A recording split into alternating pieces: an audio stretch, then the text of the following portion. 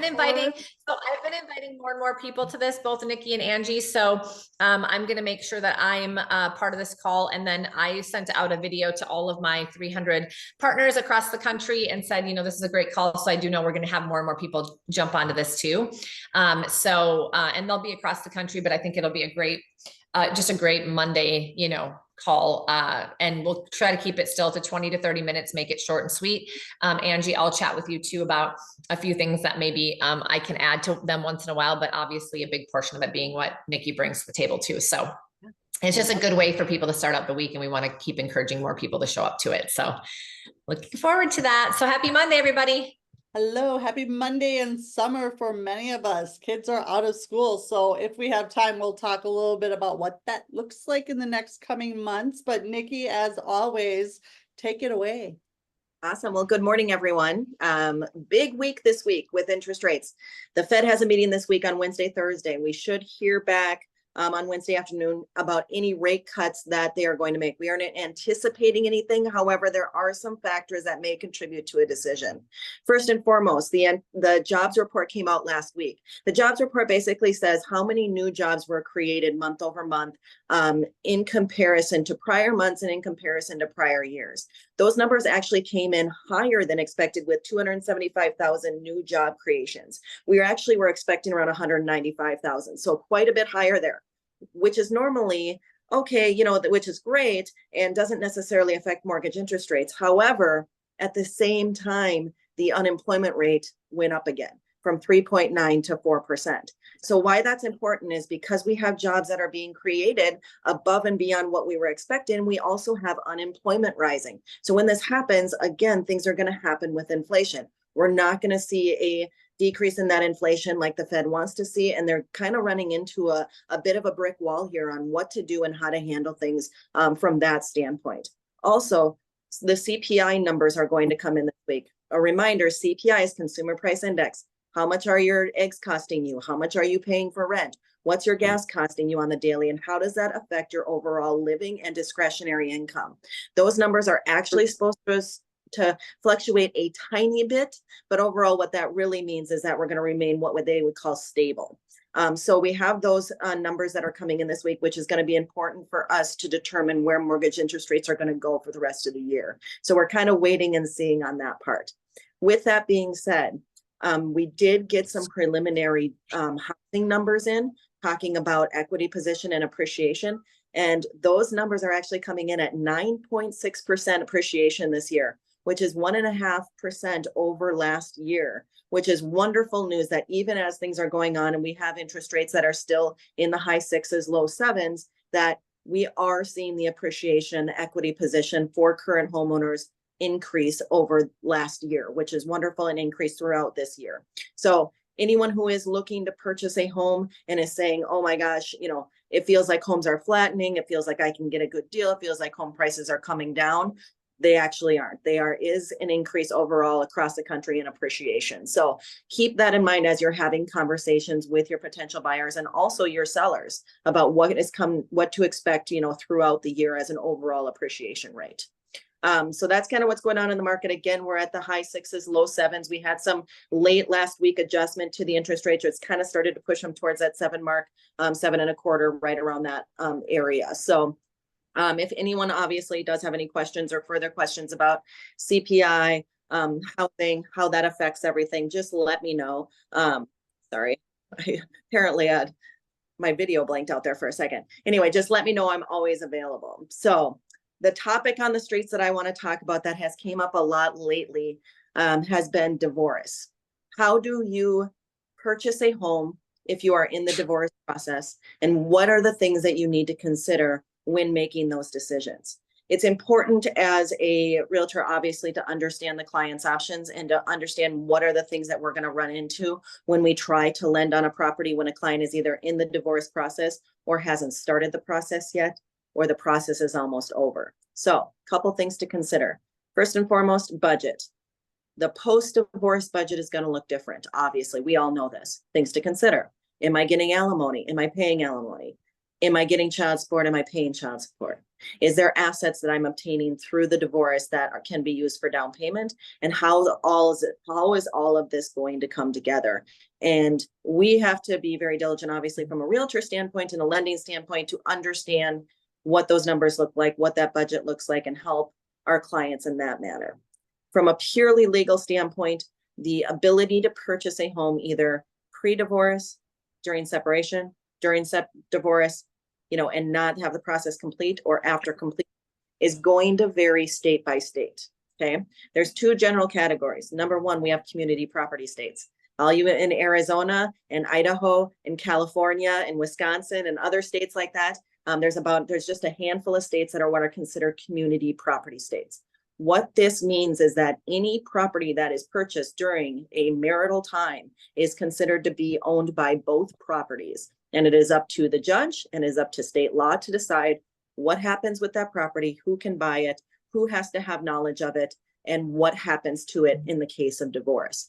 Most of the time, the spouse has to be aware that you are purchasing a home in a community property state, regardless of where you are at the divorce situation. So if you just said, hey, I want a divorce, your spouse is going to have to know most of the time that you want to purchase a home. If you are separated, same thing. If you are currently in the divorce process, absolutely. And even sometimes post-divorce, if there needs to be a disposition of that property in the divorce proceedings. So a lot of complicated things to get to know. It's up to me as the lender to help clients understand what are the options and what is the timing looking like for that. In states where it is not community property, it is very easy to remember. 1 to buy, 2 to sell. What that means is I can, as a married person, go out and purchase any home with my own money without notifying my current spouse or the spouse that I'm currently getting a divorce from. I do not have to let them know. Okay. If we are still married at the time that I go to sell that property, then I would need to let them know, and they would have to sign off on the sell so that they understand that there's marital asset associated or marital equity associated with the sale of that home. So a lot of times in states like Minnesota, we can have the client be currently separated and purchase and close on a home and fund on a home without getting the permission or without the signed information from the current spouse that they are purchasing this home. As long as we can determine that the assets used to purchase the home are in our client's name and they have access to those assets from a down payment and closing cost perspective. So there's a lot that needs to happen. Sometimes we have clients who are in the middle of a divorce process that need to purchase a home, and depending on where they're at, how's it going, what's going to happen, we may need to wait until the end of that divorce in order to close on that home. But that timing and timeline can be worked through with myself, obviously the sellers of any home that they're going to purchase, etc. This not only applies to purchasing a home, this also applies to selling a home or assigning a mortgage to one of the persons in the married couple through divorce. Okay, so let's say they have a marital property that the husband is going to retain, and the wife needs to purchase a new home or needs to move out. If there's a mortgage associated with that property that has both of their names on it, they can assign the disposition or disposition that property to the husband solely. The husband is not necessarily required to refinance that mortgage in order to get the wife's name off of. It can be told that he is just solely responsible for those payments through divorce.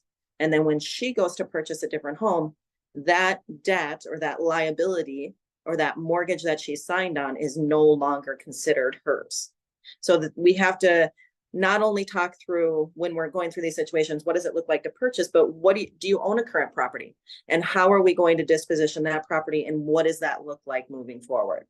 So needless to say, when we have clients who are in a divorce or a separation situation, there's a lot that goes into it, and a lot that you guys need to know, and some that just I need to know. But it is good for you as realtors to make sure that you talk to the lender, ask the questions, get the timing down, understand fully what the plan is, and to help the client navigate through that as they go through probably one of the toughest times of their lives.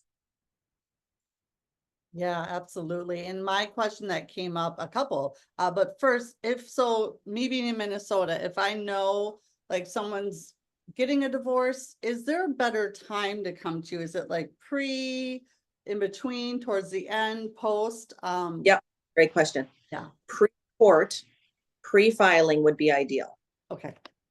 If we have to do it during the filing process, depending on where that is and how long it's going to take for that divorce to be finalized, that's going to affect the timeline of them buying a home, because most of the time we have to wait for the final divorce decree to be signed off by the judge in order for them to close on the new house. The reason for that is most of the time because of disposition of property that they already own. So Makes sense. Absolutely. And then going back to the appreciation, you said 9.6, so up 1.5% over last year. What as agents should we be saying or going, we can go to our current clients or potentials or our past people that we sold to and let them know. I mean, using this as a tool for the agents that continue to show up and watch this, what would you say would be 1, 2, maybe 3 things that we can do in favor of ourselves to either educate or maybe even get some people that didn't know that this could be an option for them? yeah. So first and foremost, if you have any buyers, obviously talking about, hey, we're in a higher interest rate environment. That's okay. We're in an environment where there's plenty of, funds available for first-time home buyers to use towards the purchase of their home. You don't have to worry about necessarily having a large equity position if you're using down payment funds, down payment assistance funds in order to help you with this purchase. Keep in mind, even though interest rates are up, homes keep appreciating in value. They're appreciating. And just because the inflation is higher and just because we have some other economic factors, that doesn't necessarily affect the actual cost of housing. And when you go to purchase a home, you can, you're building equity and building appreciation with just making a mortgage payment. Even if you never made a mortgage payment, you're building appreciation. Now, obviously always make your mortgage payments, but you know what I mean? The point being that, just a good reminder to buyers, also a reminder to sellers, like, hey, just because, again, interest rates are high doesn't mean that you can't get a really good price for selling your home. Homes are appreciating in value as the years go on or as time goes on, especially in this market right now where there's a lack of inventory. You may be able to put your home on the market and sell it for more than what you thought. With the appreciation in homes, that value could come in higher than what you think it could, and you could sell it for more, especially if you have a good product. Past clients and people that are kind of on the fence, or maybe people who aren't sure about selling their home, there is a tool that we use. It's called HomeBot. And basically what it is it emails a client, emails anyone a CMA basically. And I don't want to call it a CMA because obviously the work that you guys do in a CMA is more involved than what this does. But what it looks at is just market trends, and it sends them an email and it says, hey, your home appreciated in value X amount of dollars over last month, or this is where your home sits. Or, hey, as a reminder, here's where your interest rate is. Here's where interest rates are across the market. Things of that nature. We currently have about 1,500 clients that are signed up to receive that information each month. And we get a huge response rate. I think our read rate is about 84%, wow, which is huge. People open the email. There's certain things that they can click on. They can talk, they can see what's sold in their neighborhood, see what the market trends are. And we get a huge response rate and open rate on that email. It's important because it will give you as the realtor triggers. So for example, if you have a client who's in HomeBot and it says, oh yeah, so-and-so clicked on this, indicator that they may be looking to sell their home. That's a reason for you guys to reach out to that client and work that past client database to make sure you are the first person that they think of when they open that email and when they, are thinking about doing anything with their property. So that's a really good tool that we use. You have to be connected with a lender in order to get access to that product. So you can always contact me and we can work out how to get you access to it. And then you can get those notifications. The more information you have about your client, the better in those situations. So instead of just dumping, hey, I've had, 30 past clients and I can dump their name and email address in there, any information that you have, birthdays, any mortgage information, any here's how much they bought it for, here's when they purchased it, things of that nature are going to help that email be more effective to them. Now, mind you, not everyone opens their email, and that's okay. But one of the other things that, can be really effective for this is your annual reviews with your clients. So I don't know how many of you make phone calls to your clients on their anniversary of the purchase of their home, but if you do a reach out, that's something that you can mention in the reach out. Hey, your home is appreciated in general. We're seeing values, around 9.6%. Would you like a CMA? Things of that nature, where you can call them on that personal side and actually reach out and make the phone call. We have something called our top 100.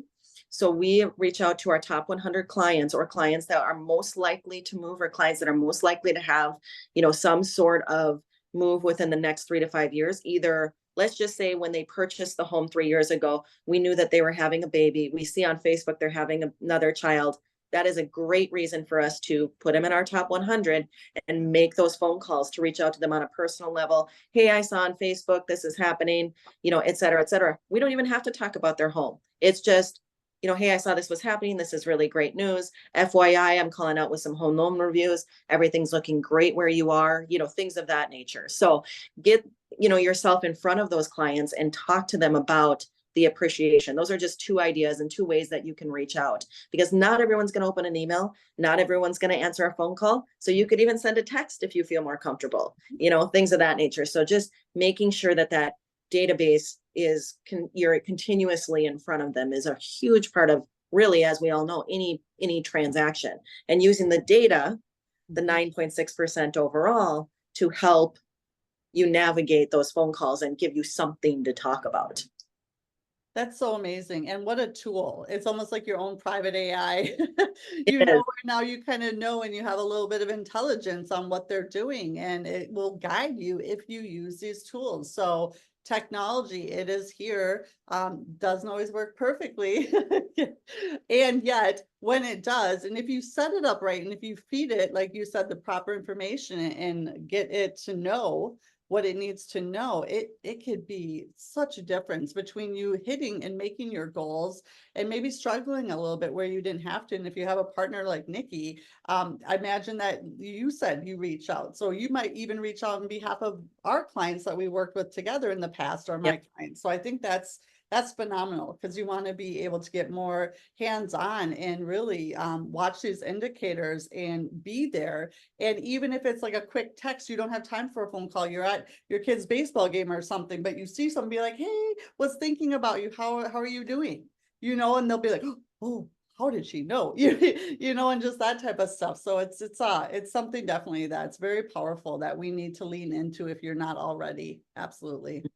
Absolutely. There is a small cost to HomeBot, obviously, but again, if you do want to discuss that, and we want to talk about how, if it would be effective for your past client database or anybody that's currently shopping, we can definitely talk through those things. The other thing I wanted to mention is that I did a TikTok video already regarding the divorce situation and mortgages. So if you guys want to stitch that TikTok or use it in your own social media, it's available for you. And my TikTok handle is mortgages from MN to AZ. You can find it on there, and it is available for stitching and repurposing for yourselves as well. Thank you so much for mentioning that. That's fantastic. And I have let our team know that, you're there to help and to do it and to, stitch on or whatnot, or whatever that looks like. We use the purpose of these calls, of Nikki's information, be the person that is educating and getting all this information out to your prospects, to your clients, to your database, to your sphere, to anyone in your ecosystem. It's so very important, and it will only elevate you. Absolutely. And I know we're at the 20-minute mark, so I'll just say this really quick. Summer's here, so adjust your schedules and check in with your clients and with prospects. Their schedules may be changing now, especially if they have kiddos that were in school and now aren't. And if you're out showing, or if you're thinking of getting them on the market, I know I have a few clients that I'm coaching, agents, where things are just shifting. So be flexible, be fluid, and make sure that you're asking the right questions, and just it's on your radar. Definitely. Yeah. Good. All right. Anyone else before we wrap up? One last thing, if you do have topics that you want me to talk about or want me to give feedback on, let Angie know. I'm more than willing to get back in topics. Great. I love it. I love it. All right. Well, thanks everyone for showing up. We'll be here again next Monday. If you need anything in the meantime, don't hesitate to reach out to Carrie, myself, or Nikki. We're here and happy to help in any way. Great. Bye, Thank everyone. you. Bye, everyone.